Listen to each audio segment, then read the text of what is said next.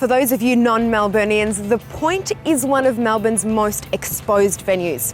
With its location overlooking Albert Park Lake and the home of the famous Formula One Grand Prix, many celebrities have actually dined here. Now, only the best dining experience would be sought after by these famous faces, and that's exactly what you can expect when you reserve yourself a table right here.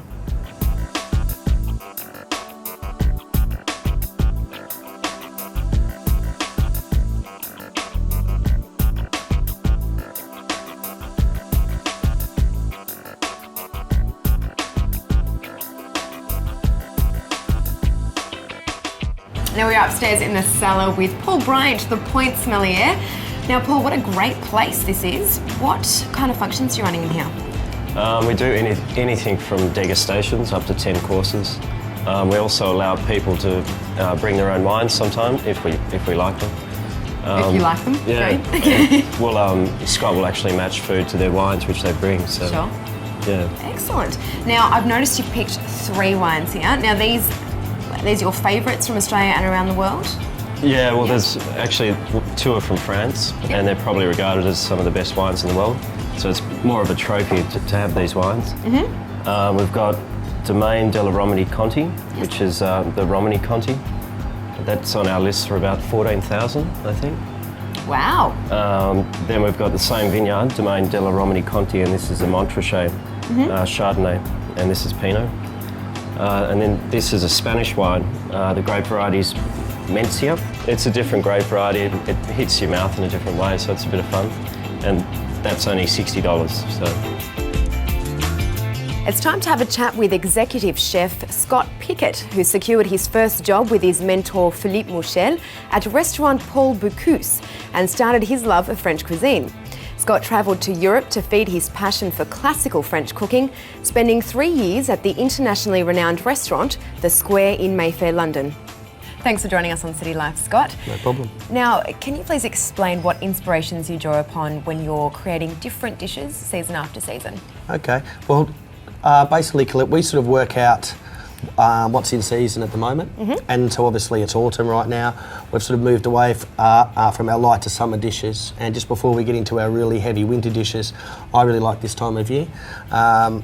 So I'll take a concept or an idea that I have, and it could be like I want to use beef cheek or like, you know, lamb strip loin or something like that, or a particular fish that's around and abundant. And then we'll sort of break it down and see what sort of vegetables are in season at that time of year, and then what would go really well with it. And then we decide whether we want to, like, you know, braise the beef cheek or roast the fillet, or maybe slow poach like a salmon or an ocean trout. And then we just sort of play around with it for a few days and sometimes a few weeks, and, like, you know, work on the presentation and the garnish and things, and yeah, then the dishes just sort of happen. They sure do, but are there any dishes that actually carry on season after season? Okay, well, the beef taste plate here in front of us is probably our sort of signature meat dish. It came about because there were a lot of customers that questioned the difference between grass-fed meat and grain-fed meat. Sure. So we wanted to put it all on one plate so that in one sitting they could sort of taste like the different in texture and flavour. Now let's get down to business, shall we? Can you run through what you prepared for us? Okay, so today we'll start off here is the butter poached marron with a foie gras parfait, Ossietra caviar and a sauterne reduction. Now, the beauty of this dish is it's salty, it's sweet, it's sour, and there's different textures going through too. Sure. There's a couple of little apple jellies in there and some brioche crumbs just on top. The second dish here is our house-cured, air-dried and salt-cured Wagyu strip loin. It's cured in a salt mix for 26 hours and then rinsed and air-dried for about 3 or 4 days. So it's similar to bresaola. Sure. It's sort of a glamour steak sandwich, but just warm, not hot or cold.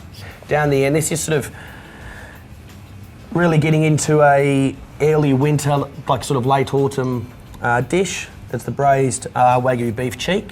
Yes. Some people get it confused, but it is definitely this cheek.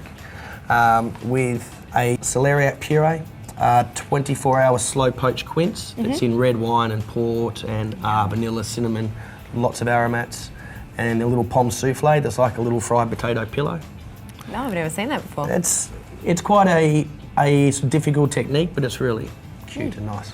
And then the braising lick is passed off from the beef cheek, and that's used at the sauce.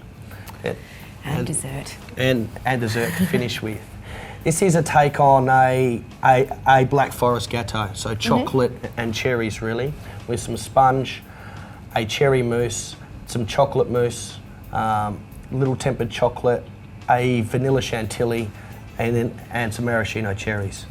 So it's really rich, but it's sort of just a modern, played up design of that classic dish. Sure, well, I must commend you on the presentation. It all looks fantastic. Thank you. Thanks for inviting us down here, Scott. No problem, Now, my do you mind pleasure. if we dig in? Yeah, definitely. Let's have something to eat.